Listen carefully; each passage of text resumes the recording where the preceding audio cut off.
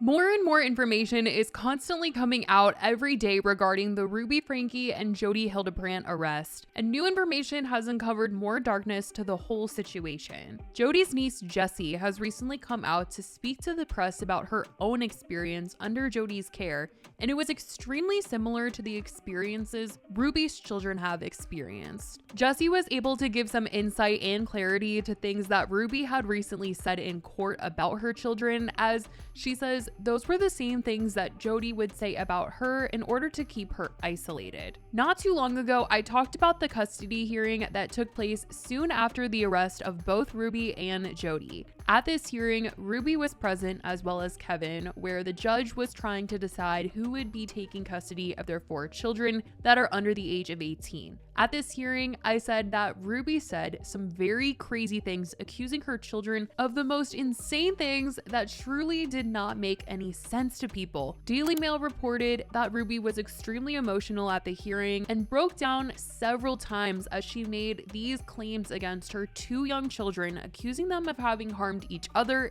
and others, and claimed that they should not be around other children. She claimed one of her children had harmed their siblings, family members, and neighbors over the years, and she also claimed that this child had confessed to this behavior. She also made claims that one of her kids had been viewing inappropriate content since the age of 3, which is truly insane to hear because we're talking about a freaking 3-year-old, and that just doesn't make any sense at all, especially when we're talking about the 8 passengers family where they barely had technology in the house and they were super strict with what they allowed their kids to watch. It just wouldn't make any sense that their 3-year-old would even be allowed to access content like that, let alone be able to look it up. Like, it just wasn't making sense, any of the stuff that she was saying, and it was really confusing a lot of people. Now, when Jessie spoke out to KUTV2 News Salt Lake City, she talked about her experience with Jodi, further saying that everything Ruby had said was said about her when she was left in her Aunt Jodi's care as a teenager, and she was in her care for a little under a year. She says that everything that Ruby is saying and regurgitating is very familiar to her. She says that she's never met Ruby,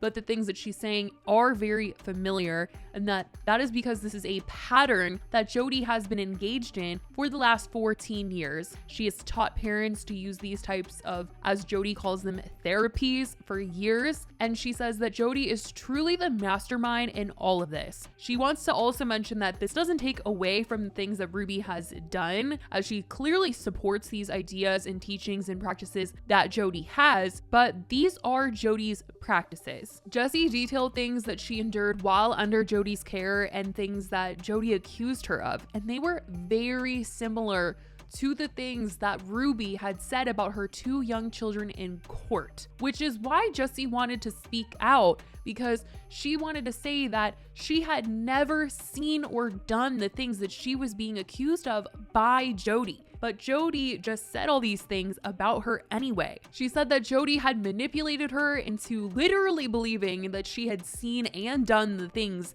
that she was being accused of, and says that Jodi has this ability to convince you that you are doing these behaviors even if you aren't actually doing them. And she says, you know, she was a teenager that was being convinced by Jodi, so she can't even imagine a child. Like, of course they are being convinced by her if she was able to be convinced as a teen. And she says that Jodi's whole thing was that she wanted to make her life so uncomfortable that it would force the sin out and force her to confess. And Jodi apparently believed that if she were to confess and if all was said out in the open, that Jessie would be getting better. And she said that she would literally just confess to things that she didn't even do just to get Jodi to essentially back off. So when Ruby is saying in court that her child has literally confessed to doing these things, it sounds a lot like what Jessie is saying her experience was, where she was accused of these things and confessed just to try and get things to stop, which is probably the case for Ruby's kids. They confessed not because they were telling the truth, but because they felt like they had to. Because like I said, when Ruby was in court, she said that her children had confessed. And because that she was making these claims about her kids, they were saying that they were going to put one of her children in a home that had no other kids in it,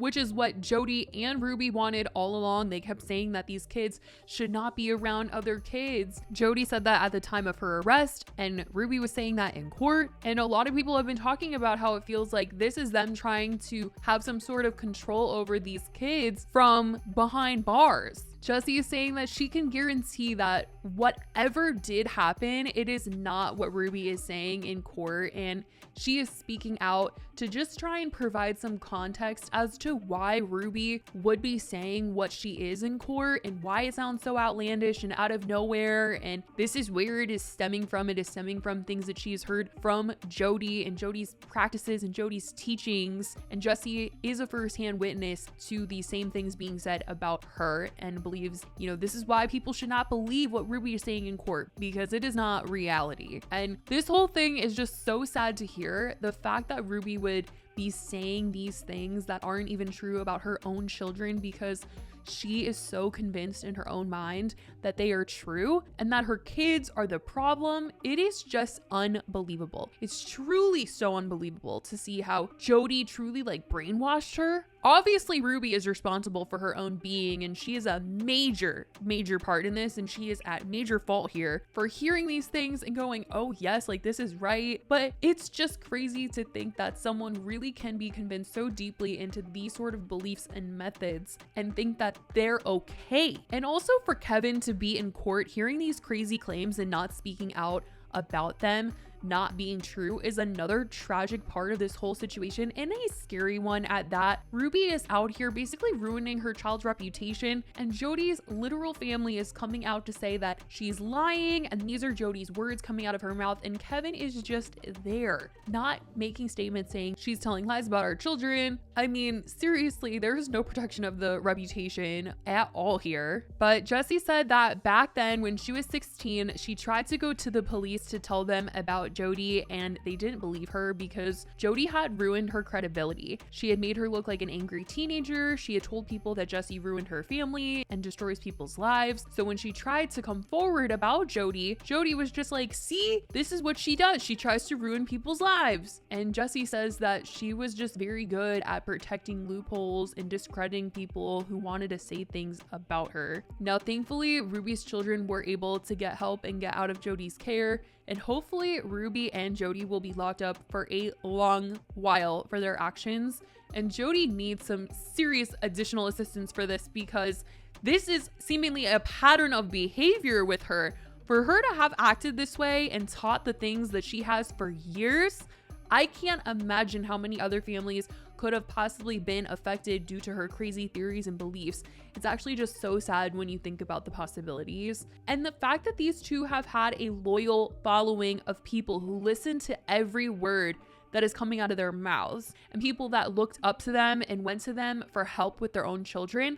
Truly, I hope those people wake up and realize who they were going to for advice, and see the articles and all the court documents and really understand that these two were never anyone that they should have been going to for any sort of advice on anything related to their life. At first, when these two were arrested, I do remember seeing people from their Facebook group, people that support Jodi and Ruby and the things that they believe defend their actions. And that's probably just one of the most horrible things that I've seen, because why would anybody be defending these actions? Truly, you are not well if you are defending their actions in any way. But hopefully, as more has come out, those people have been able to wake up and realize what has come out about them and the details and everything, because there's no way you could even possibly think that is okay. But I wanted to talk about this to spread the word about the things that Ruby has said in court, and what Jodi's niece has come out to say, accusing Ruby of lying and basically being manipulated by Jodi to say what